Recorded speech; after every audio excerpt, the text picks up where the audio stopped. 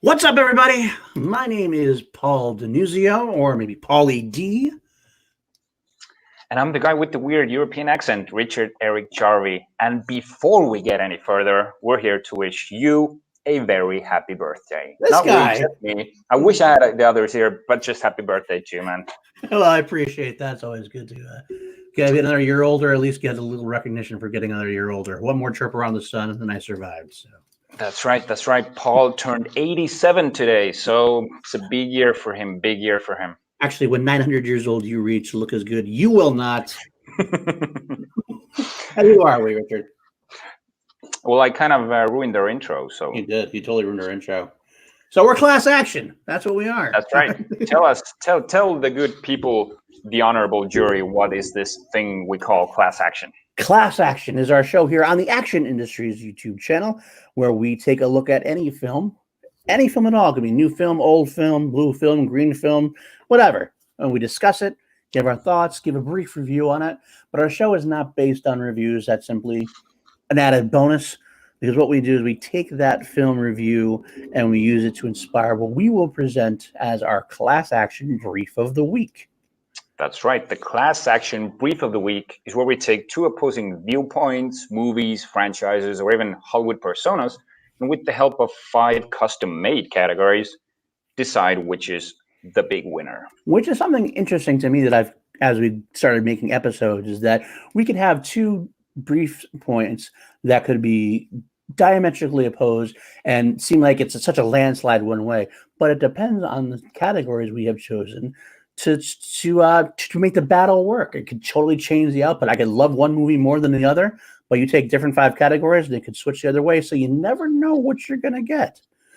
But anyway, never know what you're gonna get. Never know what you're gonna get.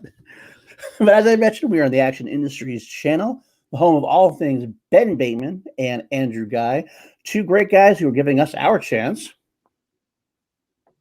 And we're responsible for such wonderful content, such as the Action Guys on Collider podcast, Action Reviews, and of course the Action Movie Anatomy, their big baby. Their show on the Popcorn Talk Network, which is well over 200 episodes now. Eventually, I'm going to have to start saying 225 or 250 because we're just getting more and more down the line. Getting up there. That's how we met. We met and became good friends. Started joining Action Industries, the brand, as you were. But speaking of Action Movie Anatomy, what did they cover this week, Richard? Oh, yes. On Action Movie Anatomy, Ben and Drew covered one of the greatest Star Wars movies ever made, Revenge of the Skymaster. Return of the Sith. Last Hope of the Sky. Return of the Jedi. That's the one. That's the one. And it was truly one of the funniest episodes I'd say even ever had. They started discussing Ben's thesis for, I'm not sure if you were around for that. I was. I saw the musical number. Yes. Oh my God, I lost my shit. I was in tears. I think offended half the community. No matter what they said, like all Star Wars, you say anything, you offend half the community. If you say it the other way, you offend the other half. My favorite moment of the week is not a specific moment. It's the idea that Ben and Drew are not like us as far as we are hardcore Star Wars fans. I think you were more hardcore. I'm still verging on a side of like being a casual fan. Okay, fair enough. Okay, fair enough. I feel like I'm a hardcore fan, but I don't know enough to be a hardcore fan. Well, let's just say that you're a hardcore fan in comparison to Ben and Drew. Ben and Drew are definitely much more casual fans. So it's very interesting to me to get their perspective on that. But at the same time, it's also quite funny when you see them starting to fumble for names and mispronounce character names, and parties like. But it's truly funny, but it's kind of also a good thing for them, because they will look at a Star Wars movie as like they will look at it critically, not from a Star Wars fan point of view. Correct. So in that sense, they're kind of what's the word? Unbiased. Unbiased. That's a good point. That's a very good point. It's and humorous to me. I don't know if you caught. We didn't mention it. Last week. I was on The Phantom Menace, which they were covering as also part of their lead up. And I got to tell you, you saw me correct them a few times.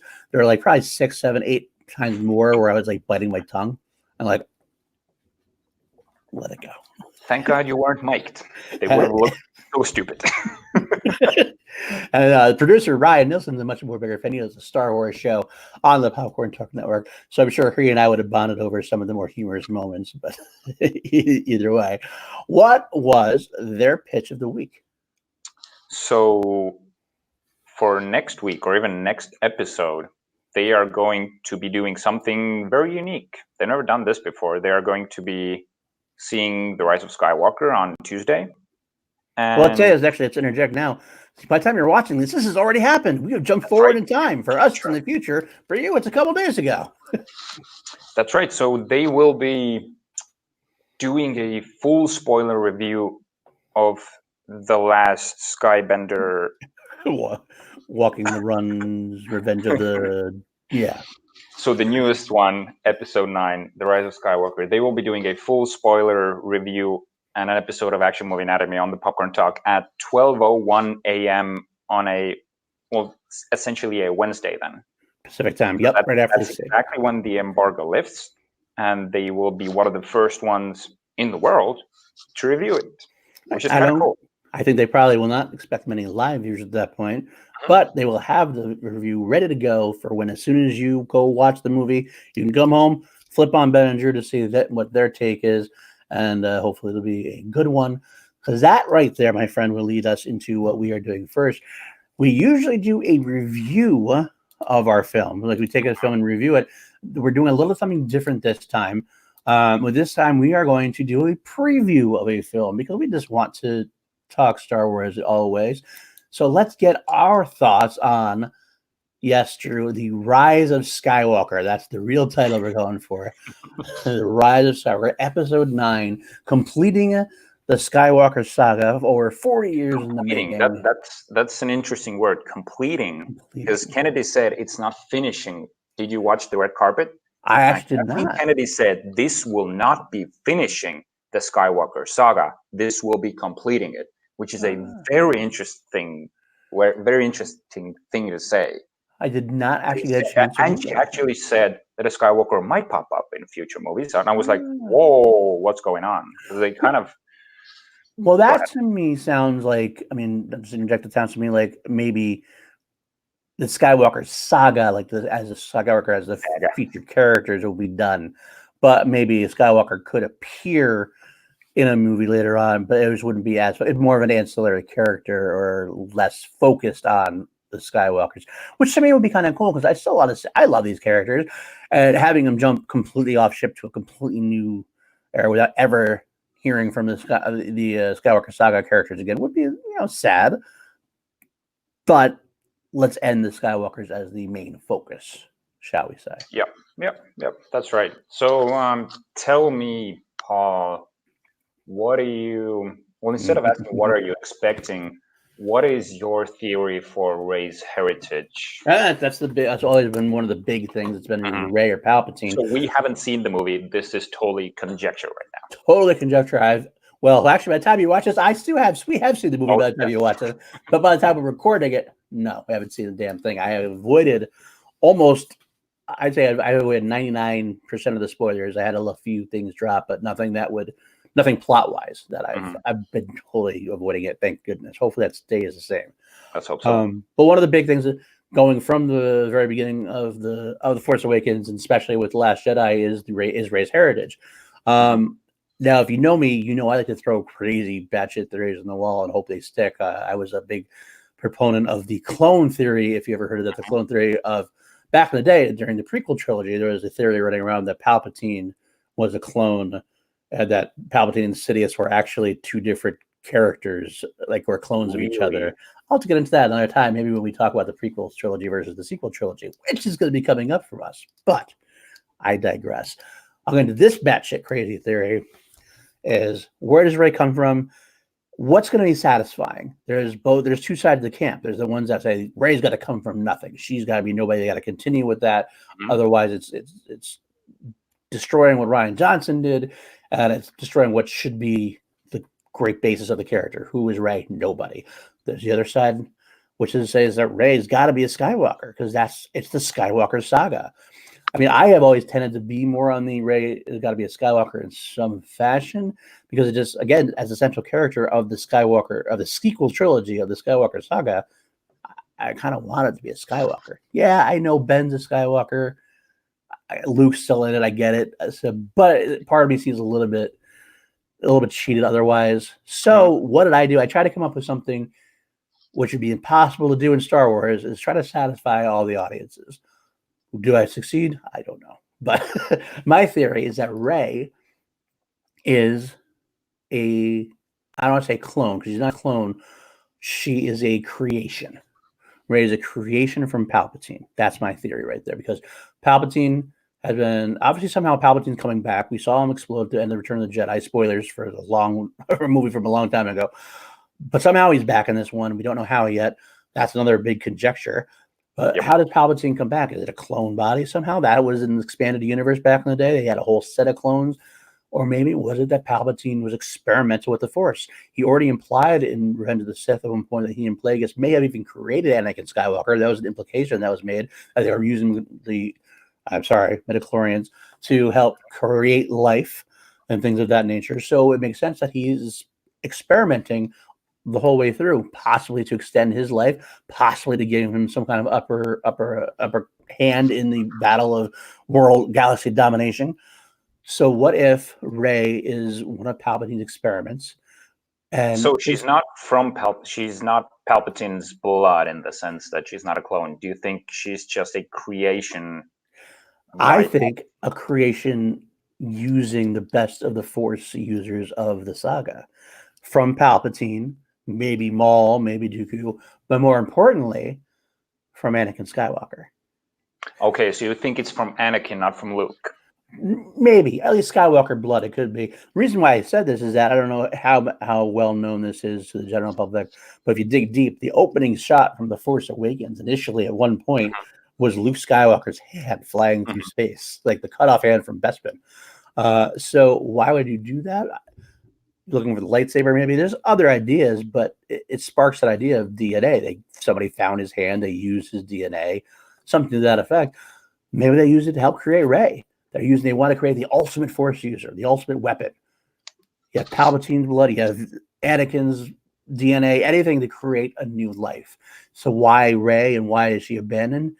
Because she showed some kind of compassion, showed some kind of good, and Palpatine didn't want it anymore and didn't think she was worthy anymore. So he kicks her to the curb in Jakku, kicks her to these filthy junk traders who found her. And right. So these no-one parents, these are her like step parents. Correct. That's my assumption. So that kind of I really like that, and that's what I discovered last night when I watched The Last Jedi as well. Is there can be both. They can be no one, and they can be junk traders. Right. Because if she's a creation, there's no one, but technically she has step parents. Absolutely. And that to me, if you see the trailer for Rise of Skywalker, you have the Dark Rey moment with a double-edged lightsaber. To me, that furthers my theory that is probably Rey 2.0. Like Palpatine tosses Rey to the side, additional Rey makes a new Rey. Okay. This is where Rey is more along the lines of what Palpatine wants. I don't know if Palpatine inhabits her or something to that effect. I don't know, but that's my thought process on that. How about you? Very similar to yours. When I watched The Last Jedi, my first thought was only from Palpatine, because I liked what I think it was Kylo that said to Rey when they were Force connected that she should. I'm just paraphrasing here. That she should join him away from the light side, because that's what she was made to be.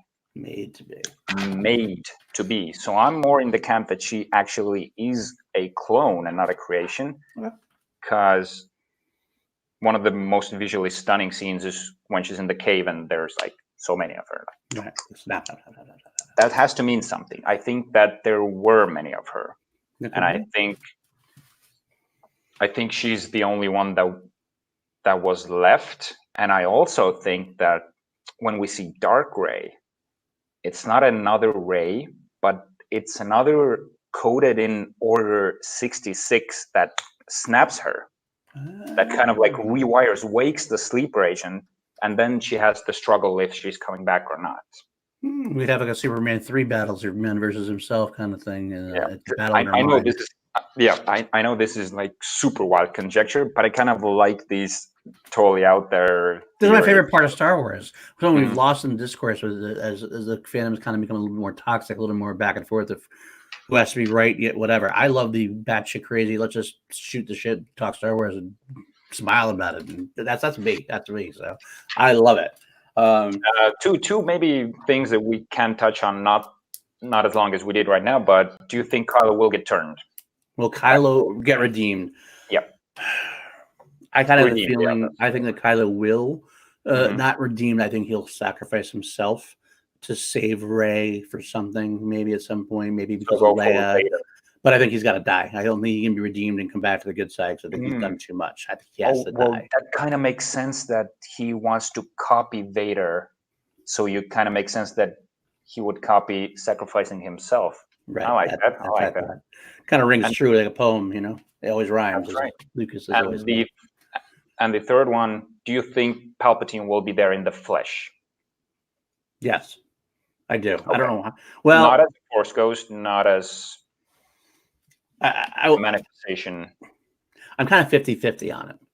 Okay. I want to see it happen in a way, but I want to see it as long as it's explained off well. If it's some kind of clone situation, I don't know exactly what would make me happy. I don't know what would make me happy about it, but I want to make sure it works.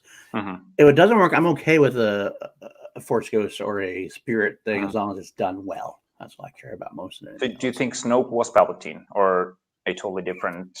I think Snoke was different. I think Snoke maybe might have been a failed creation of Palpatine too. Also, could be like maybe Snoke was the first one and he like rebelled and went on his own, so to speak, and tried to do his own thing, but failed miserably or whatever. So, one last thing before we are actually 20 minutes in. This is a lot further than we usually do in a review, but it's Star Wars. We just keep going. But I will ask one last thing. I will say, as far as excuse me, as far as Star Wars goes, what do you think about Kylo? Well, we talked about Kylo Ren's redemption already. So, what do you think about any other characters are living or dying at this point? Like, let's say a quick through, Leia. Well, that's the most interesting one that I don't think they'll kill, because the point was to kill off. Okay, spoilers from the sequels. They kill off Solo, they kill off Luke, they kill off Leia. That was the plan, right? I don't think they can kill off. It depends on how, but I think it will be more like they did in Furious 7 when Paul Walker like drove off. You know, they didn't kill him off, but sort of gave him a farewell. So I think ironic, kind of in the lines of that. Okay. Finn. Yeah, surviving. Okay. Kylo. Nope. No. Okay. It's tough. It's really tough. But I'd say no. Yeah, and Poe Dameron. Do you think Poe and Rey might get together? Because there was the "I'm Rey, I know." Oh no, other way. I'm Poe, I know. Which way? Yeah, I think it was like Poe, I know. Or, no, I'm right. I know they're I'm Rey, I know. Yeah, I don't know. I actually can't remember. I'm watching Last Jedi tonight, so I'll let you know. I think that Poe and Rey do not end up together. I think they're just going to stop the whole thing. They're going to have like flirtations, but at the end of the day, Rey's going to be by herself, I think. Okay, I'm going to make a wild prediction. Kylo and Rey both die. Yeah, that's something together. I have talked about. I have talked about that as well. They go together. I'm gonna predict that. All right. I'm going to argue against that. I like the idea only because I think at the end of the day, there's got to be someone who can use the Force to be some kind of trainer, so to speak, or unless we're all going to train. That kind of leads into where do I want to see the saga go after this trilogy, which I think we should save for next week. Okay, yeah, I'll do with that too. But I think there's an argument to be made to kill her off. All right, one more. Over under 50%. We see Hayden Christensen as Anakin Skywalker. Okay, over because I want to. I will lose my shit. I want to so bad. I want to connect the content. Because here's the thing that I have to say real quick before we move on. To me, one of the biggest no, not failings. It's not a failing really of the sequel trilogy. Is that 1 through 6 has always been the story of Anakin Skywalker. It was the fall, and then the original trilogy, The Adventures of Luke Skywalker, was more the redemption and return of the Jedi. That's what the Jedi is. Return of the Jedi is return of Anakin Skywalker, the chosen one.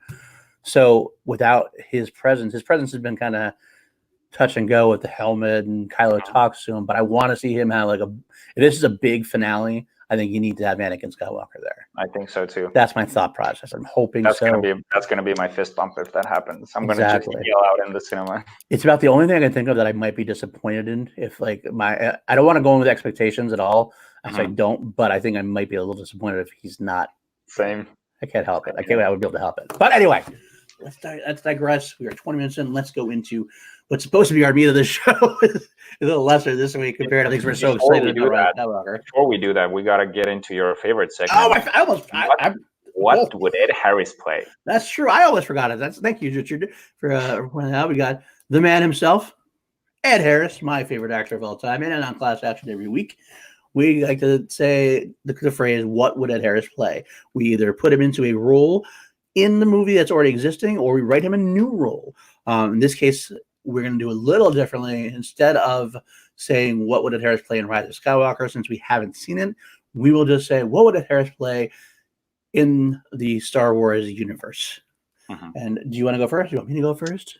I just came up with another one. I'll go first because mine's aren't very smart this time around. I felt kind of uninspired because I was trying to find the perfect role for him. But I feel like calling yourself stupid. Don't call yourself stupid. But okay. First off, the first picture that you showed kind of would portray him perfectly in the role that I'd have him. I'd have him as one of Rey's junk trading stepfathers. Right. Okay. And it would be kind of funny just having like. I've seen him play junk really, really well. Like a movie called Touching Home, where he plays a really wasted alcohol. And Pollock, he was an alcoholic in that as well. So he can do that really, really nice. I know where you're going with that. I like what I say. And the other one that I just came up with, I'm having trouble. I love the actor Donald Gleason. He's turning into a cartoon a bit too much. I know he's kind of comedic relief as well, but like in The Last Jedi, the commander who gets blown up at the very beginning, who's the dreadnought captain, fire on the base. Oh yeah, Commander Kurtz, you got that. I freaking love him. I want Ed Harris to take over as General Hux, to have him the authoritarian figure. Authoritative, yeah. Have like this like weight and like deep voice and not be that much of a comical character. Can you imagine Ed Harris giving the Gleason speech in Force Awakens? That would have been good. Okay, I like that. I do like that. Mine is less Skywalker Saga only because there's an unaired episode of Class Action that we did a couple weeks ago where we touched on The Mandalorian as well as a couple other things, and I went into that there. But Ed Harris actually inspired a piece of expanded universe characters, a character called Cal Serrata, who was a Mandalorian who actually trained clones for the Army of the Republic. And it was based on Ed Harris, and I've seen artwork of Ed Harris in that role. Yeah, it looks like him. And he looks just like him. And that is what I would want to see. I would see Ed Harris in the older, grizzled Mandalorians. Maybe at this point, maybe in episode 9 era, he's like one of the last Mandalorian troops out there. We don't know what it's like. We haven't gone through Mandalorian yet. We don't know where they are as far as episode 9 goes. So I would say that would be amazing thing. Ed Harris leading the last of the Mandalorians, so to speak. And that would be great to come in. Oh, I'll throw it in there now really quickly. Again, this is conjecture, but Mandalorian's coming out on Wednesday this week. Oh, is They're it? actually especially coming out on Wednesday this week. And reportedly there's something in the maybe post credits or something. I don't know if it's just a preview or what it is, but I'm wondering if there's something that's going to be in Mandalorian which comes into play at Rise of Skywalker. It would make sense. Let's go all out, right? So who knows? But either way, Baby Yoda and Rise of Skywalker, you heard it here first. But maybe I ought to come back and but either way. Okay, that's the end of that segment of our show. Hopefully, you're all still with us with our really crazy out there theories. But now we're going to get into what we call the class action brief of the week, as we've mentioned before. And That's this right. week's brief, which we haven't mentioned what it is yet, it's fitting. It's fitting because we are going to take on the end of each trilogy. Rise of Skywalker ends the sequel trilogy. So we haven't seen that yet. We are going to go with Return of the Jedi from the original trilogy and pit it up against one of our favorite films also, Revenge of the Sith. Yes. Yes. Now, to a lot of people, that's kind of a heretic statement, trying to put these two up against each other. OT versus These are my two favorite Star Wars movies. That is why it's going to be a fun episode, because Revenge of the Sith is my second favorite Star Wars film of all time. And I'm an OT guy generally, but I love Revenge of the Sith. I also love Return of the Jedi. My top four will never change. The order within the top four might change, but it's always the original trilogy and Revenge of the Sith. Everything else, I love everything else. I'm not one of the people who hates anything. I love all the movies, but those four are definitely my favorites of the saga. So, well, for me, the first one, it changes. Someone wants to say hi. The first hi! one, it's going to be either Sith or Jedi, and it changes constantly. Right now, it's actually Revenge of the Sith. All right, fair enough. So, but I'm approaching the subject very objectively. Well, we have our category, so it could change. Not really, but I'm gonna try. Okay. So I am completely objective at this point, so we'll go from there. Good. Well, I think I'm gonna introduce the categories that we have for this brief. So I'll just run through them before getting into them. Yep. The first one is better ancillary villain. So you can either you actually explain what is ancillary in this. Okay. Well, as you know, for both Revenge of the Sith and Return of the Jedi, Palpatine is a big baddie in both. So how can you really compare and contrast Palpatine with Palpatine? You could say where they are at the time, but that seems kind of like a non-starter of a conversation. But both films have secondary villains. Revenge of the Sith has, you have General Grievous, you have Count Dooku, and technically you could call Anakin Skywalker, but again, that's Anakin Skywalker versus Darth Vader. It seems like a different kind of conversation. So I was like, you take somebody like a General Grievous or Count Dooku, ones who aren't the big baddies of the film, but definitely stand in the way of the good guys. Whereas Return of the Jedi has their own set. You have characters like Jabba the Hutt, characters like Boba Fett, things of that nature. You could pick up any of these secondary villains and put them up against each other and see which has the better supporting villain cast, so to speak. So which ones did you pick? I picked. Let's not get into it. I just want to make sure we introduce the categories and then. Yeah. Okay. It's okay. Well, you know what? I'll save it. I'll save that. Okay. So. All right. So the next one, the first one was better ancillary villain. The second one is better score.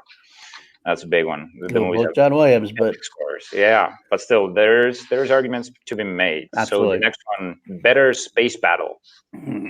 Lots of space battles. Well, one big one in both of them, and some smaller ones. Yep. One of the biggest reasons why we love Star Wars, better duel. Yes, lightsaber duel / whatever. Mm-hmm. But mostly lightsaber duels. That's right.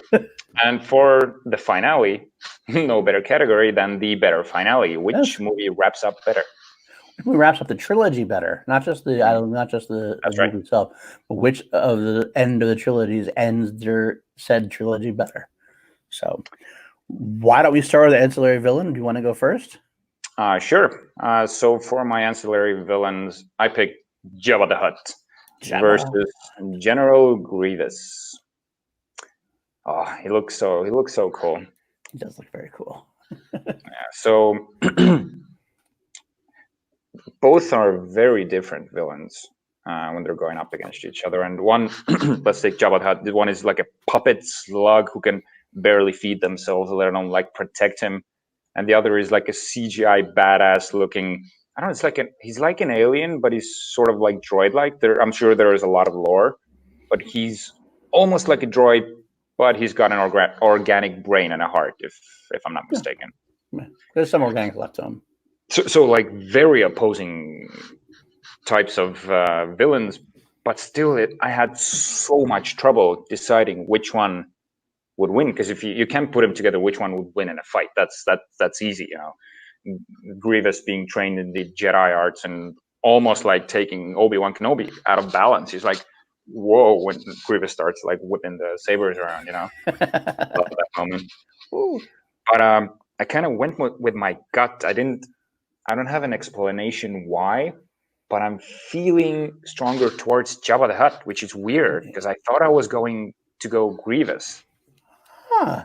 Because and I think if I really tried to, I think Jabba and Han Solo have more of an interesting back and forth than Grievous and Obi-Wan do. Although both are great, but I kind of like the Han Solo versus Jabba rivalry better. I like that. So that's what you're going to go with? You're going to go to episode 6? I'm going to go with Jedi and Jabba for the first category. What about you, Paul? Well, I am also choosing Jabba for my ancillary villain. He is probably the best ancillary villain. Boba Fett's not in it very long. He goes out like a punk, unfortunately. I have Jabba the Hutt, but instead of Grievous, I'm going to go with Count Dooku or Darth Tyrannus. Now, it seems kind of weird to say Darth Tyrannus, Count Dooku is an ancillary villain, but in Revenge of the Sith, he is. He only makes it the first, not very long for the film. He was the main villain for Attack of the Clones. But this is why I say they both, to me, seem like they're similar villains in that they're both in the first third of the film. They both die in the first third of the film. And they both support basically just that first act, which is only as a springboard for the rest of the movie.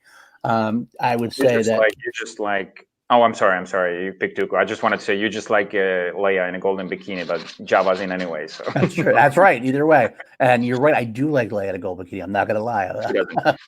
It may sound weird that we're objectifying women, but she is an attractive woman, and she's wearing a bikini. Come on, gold bikini. It was the gold standard growing up as a kid. Like that gold standard. All right. We're gonna get canceled. So let's move on. But I will say that. I love, like what you said, the driver between Jabba and Han Solo. And I guess the reason why I like that better to me is that it's a different kind of villain. Whereas Dooku in Revenge of the Sith comes off as I don't want to say second rate, but it's more of the same. It's like the whole thing is, all right, the lightsaber duel between Anakin and Obi-Wan versus Dooku in front of Palpatine. But then you get the end, it's Anakin versus Obi-Wan and Sidious versus Yoda. It's just more of the same. Whereas Jabba is a different kind of villain. So, and you end up getting more of a different kind of story. You see the smugglers in there, you see the bounty hunters in there, and Jabba is the vile gangster, and that's something we don't explore it nearly as much as we should. Maybe we will now as we get away from the Skywalker saga. So I kind of like the idea of having that different world aspect and the power you could have. It wasn't you have a Boba Fett, you could have all the different bounty hunters, you could even have a dark Jedi in his empire. Yeah, Luke gets bested by Jabba when he falls in the pit. That's right. Luke shot it for a scene. And Jabba is very strong mentally. That's right. Jedi mind tricks don't work on Jabba. That's another thing that I didn't mention. You weak-minded fool. I'm calling you a weak-minded fool for failing to mention it. No, I'm kidding. You know that. But so I guess at the end of the day, what you said, what I just said, I also am going to give this episode 6 and say that it is Jabba the Hutt is the more interesting and more apt to get a better story out of a villain than Count Dooku. So that's right. So we got 2-0 for Return of the Jedi. That's right. Oh, here we go. Look at that. So the next category, better score: John Williams versus John Williams. That's crazy. I listened through both albums just before we started this. I'm having trouble. I'm having trouble too. I want to talk through it here. I will say one of the only things I can think of that differentiates the two, as far as if you had to pick one, the fact that episode 3 has a little bit of a crutch in that it builds off of the original trilogy. Some of the better moments are based from the original trilogy. But does Return of the Jedi. It builds off the episode 4 and 5. Exactly. And that's why my initial thought, I'm going to tell you right now what it is, and I'll explain why. I'm going to episode 3. Shocking, I know. But my favorite moment in episode 6 soundtrack is the Return of the Jedi.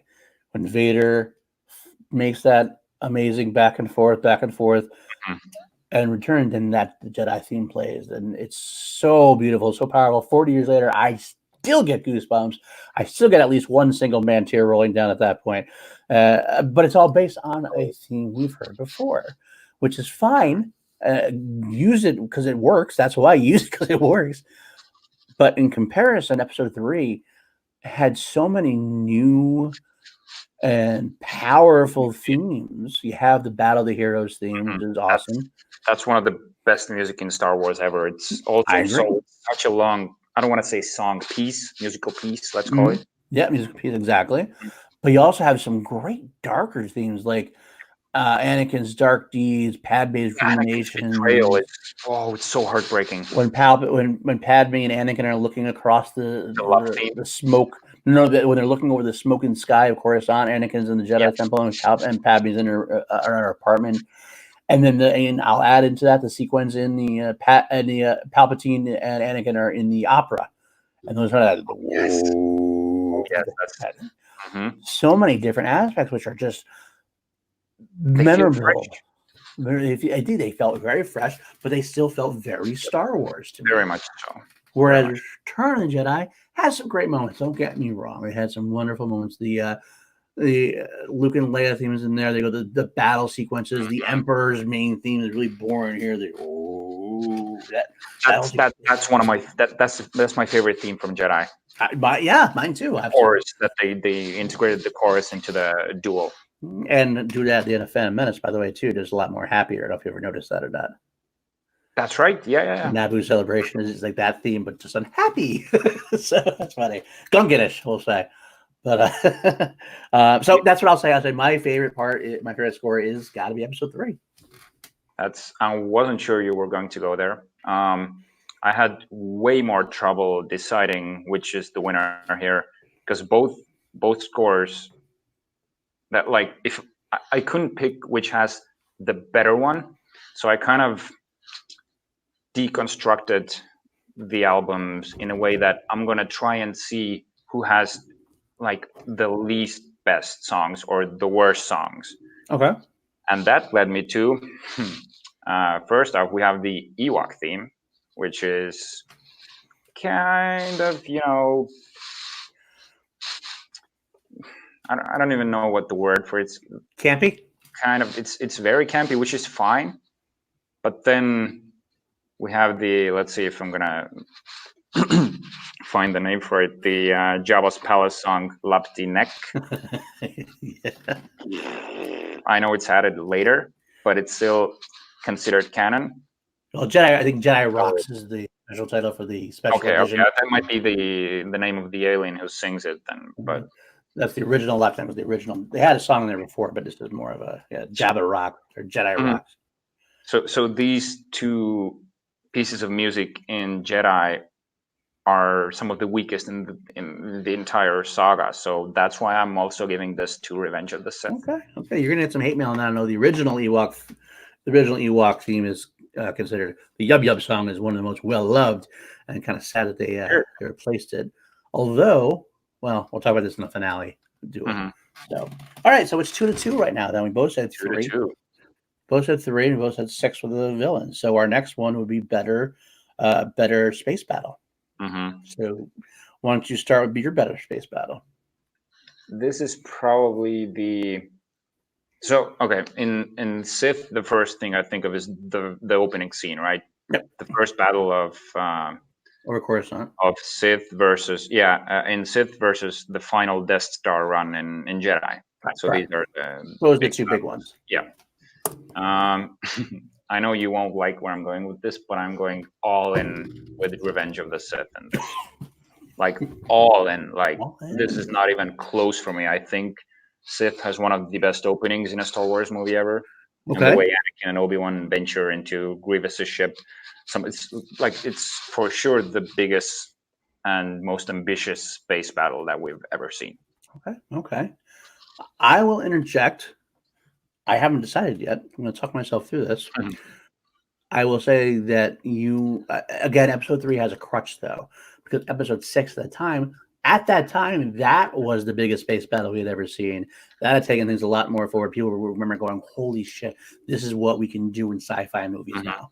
The effects were great for the time. So again, episode 3 runs because episode 6 walked. So I feel like that's something I want to at least mention at this point. Although, with that being said, I think I might go on the side of episode 3 as well, if only because it's Anakin and Obi-Wan, the main characters involved in the space battle, whereas episode 6 has the main people involved in the space battle is Lando, Akbar, and Wedge. All awesome characters, all characters I love to death, but they're not the main focus of the storyline. Whereas episode 3 Space Battles tries to do what episode 2 did not do, as well as build up that Obi-Wan and Anakin friendship that is soon to be deteriorated. Spoiler alert, by the end of the film. So back and forth, I will say that I loved what 6 did, but I think I might have to give 3 the nod because it does take it even further than it ever did before. And the score, one of the scores of that part of the whole thing, God, I love that so much. And it leads to such an amazing set piece where it's all like one action set piece in the sense that it's a space battle. They go into the ship. Okay, that doesn't count because we're talking space battles. Mhm. They rescue Palpatine, they kill Dooku, and they get back into a ship and they land it almost like it breaks off. It's a very cool landing. So everything about it feels so epic. And Although episode 6 has one thing, episode 3 does not. It's a trap. And the Falcon. The Falcon. That's a good point. That is a good point. Don't change it. Don't you dare. Don't you dare change it. I love the fucking Millennium Falcon. And I love Lando. Hey, old buddy, don't let me down. Asteroids. That's actually Asteroids. All right, I'll stick with episode 3, although it's very, very close for me. I love both of them very, very much. So it's 4-2 as of now. Mm-hmm. As we move on to Better Duel. The big one. The big one. We got Luke versus Vader in the throne room. Luke versus Vader and Palpatine to a degree. Versus Anakin versus Obi-Wan. Yep. And the sidebar will also throw in Yoda and Sidious, as they both are concurrent. Right. Both are concurrent. I totally blanked that one, blanked it out because Obi-Wan and Anakin is the duel. He's been waiting for it for 40 years, or 30 years, whatever it is, 20 years. So I think the score can be brought into this as well as before, because I feel both duels are largely carried by the music, right? Yeah, I'd give that. Yeah, I would think so. That's part of it anyway. Although it's the emotions as well. It's definitely the emotional side from both sides. You have Anakin versus Obi-Wan, and of course all the "You're the chosen one." Of course, our favorites, and the high ground. Yeah, there's so many great lines. I probably told this story also before, but the final battle between Luke and Vader is the very first thing of Star Wars I saw when I was a kid. Oh, really? Okay. I was sleeping, and it was the middle of the night. I was like 5 years old. My father came bursting through the door, woke me up, said, "Come quick, there's a really cool scene on TV. You just gotta see it." I wobbled out of bed. Great parenting, right? Absolutely. Out of bed, super sleepy in front of the TV. I just remember seeing a green and a red sword clash. No idea what was going on.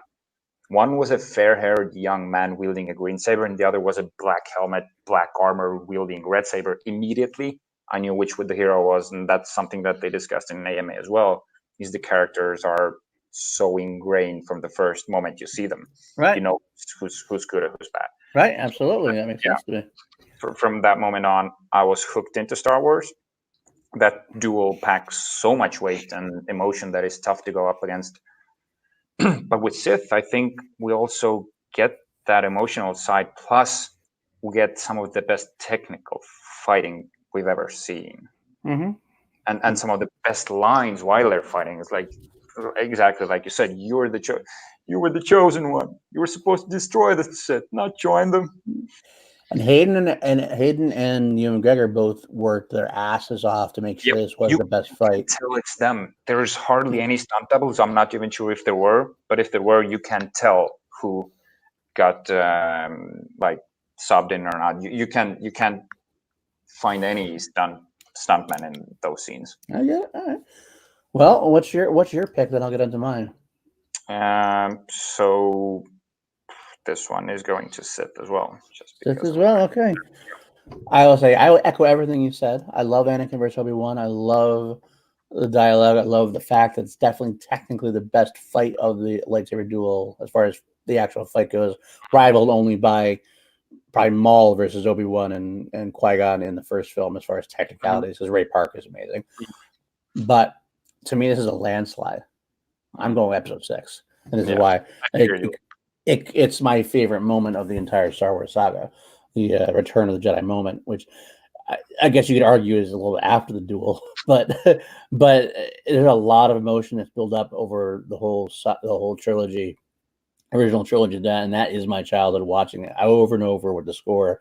Those moments where Luke, well, I would argue with a friend. This is funny. This is again another topic for debate later on, but we all think that Vader kind of threw the fight a little bit versus Luke in Return of the Jedi because Vader wanted to seduce Luke to the dark side. I think because if you look at it, Luke is still kind of a green Jedi. He's gotten to be a good Jedi at that point, but he's still nowhere near the power of Vader. So I almost feel like Vader wanted to suck him into that, make him make that decision. I got a counter argument, which makes that duel even better, is that Vader didn't throw the fight, but Luke kind of channeled the dark side when he beat down Vader and cut his arm off. You can tell he's going like, just like whacking at him. There's like pure emotion. That's why I don't want to say through the fight, but I'm saying when Luke started channeling the dark side, Vader was like, yeah, that's what he's got to do. This is what he wanted. Right.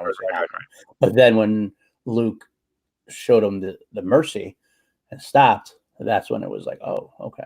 I'm a Jedi like my father before me. Yeah, exactly. Exactly. Oh, God. But my favorite moment comes later on when Anakin is redeemed, and that's why he's the main character, the chosen one. He is the chosen one. He turns back, saves Luke, destroys the Emperor.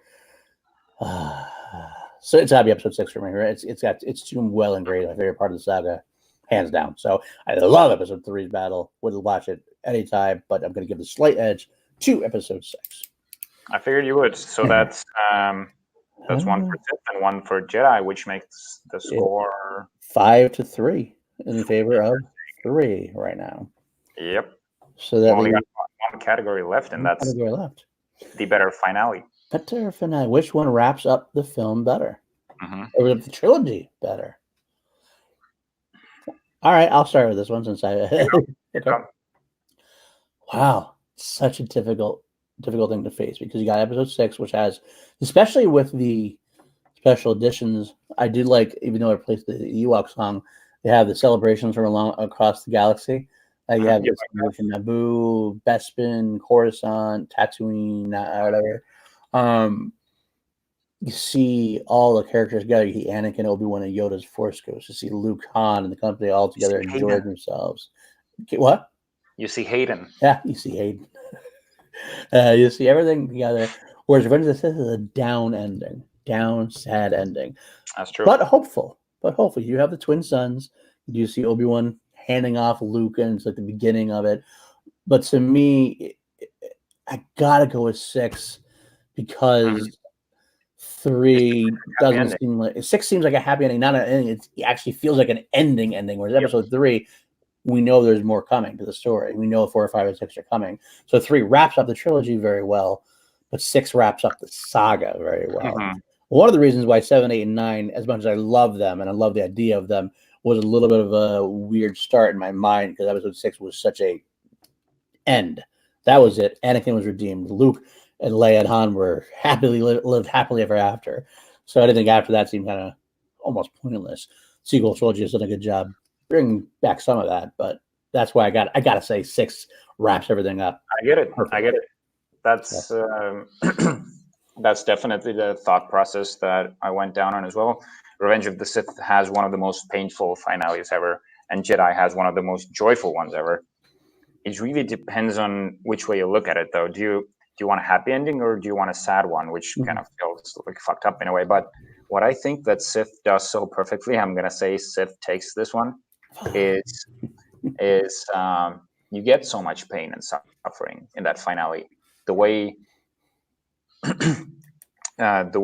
Luke and Leia gets, but the way Luke and Leia get split up and given to their families, instills so much hope still, and nothing beats the moment for me when Yoda and Obi-Wan are having a conversation that, I know, his old master has made his way back from the netherworld of the Force. Yep. And he says, Qui-Gon.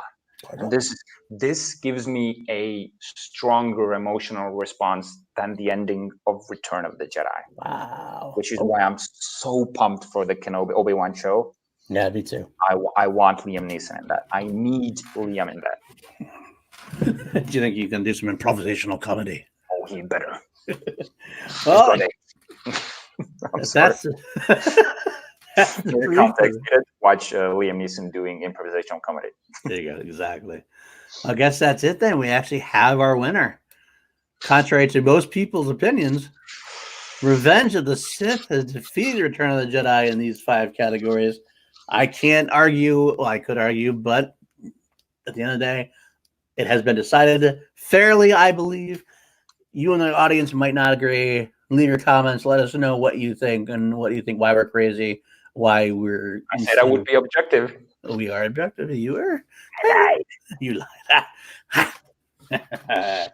Well, I guess that'll do it for this show this week. Our longest show running to date, but that's how you get 2 guys that goes talking about Star Wars. Things tend to go a little long. Hopefully you're stuck with us. Like and subscribe. Just remember, Revenge of the Sith is better than Return of the Jedi. Hot take. Hot take. I don't know if I can say that, but I will let Richard-Erik Jarvi say that, and I'll give him the target. You can shoot things at him. In my mind, it was still, if we're just going on, just so you know, for the record, if we just go with my 5 categories, I actually have Jedi winning 3-2. So, but I will agree with the court's decision. That's what's been made. That's what we're going with. Richard-Erik Jarvi, where can they find you? Richard-Erik with a K Jarvi on Facebook and Instagram, and follow Action Industries on Instagram as well. That's right. Okay. I'm at Paul_DiNuzzo on Twitter, Paul DiNuzzo on Facebook. Also, if you can join the Patreon for Team Action, for Action Industries brand, great content. They do all sorts of content, especially with Spectacular just happening. We're going to have behind the scenes episodes on that. Every match they do, they try to do a behind the scenes episode on. They also do give you other great content as well, being generally get to talk with them before every stream they do, 15 minutes before. It's usually 2 to 3 times a week. You got to have a general's bunker in which you get FaceTime with Andrew and Ben, discuss exactly the type of thing we're discussing now. We can call them crazy. They'll call us crazy. It's a lot of fun, a whole lot of fun. But that's what we do with that. We're going to say that will end this week, or next week's episode will be, we're going to say it right now. I'm going to say now we're going to review Rise of the Skywalker, right? The Rise of Skywalker. And our brief of the week will be the prequel trilogy versus the sequel trilogy. That's right. And it's a lot harder to decide than you think. And it's a lot of divisiveness between both. So we'll have a discussion there. I think we might use similar categories. I think it's a good idea to try and maybe fit these categories in there. Possibly. We could possibly do that. We're in discussion on the categories. We haven't really hammered it down. We will. But happy holidays for everybody, since the next episode will be after Christmas and before New Year's. So we will salute you. And I will say court is adjourned.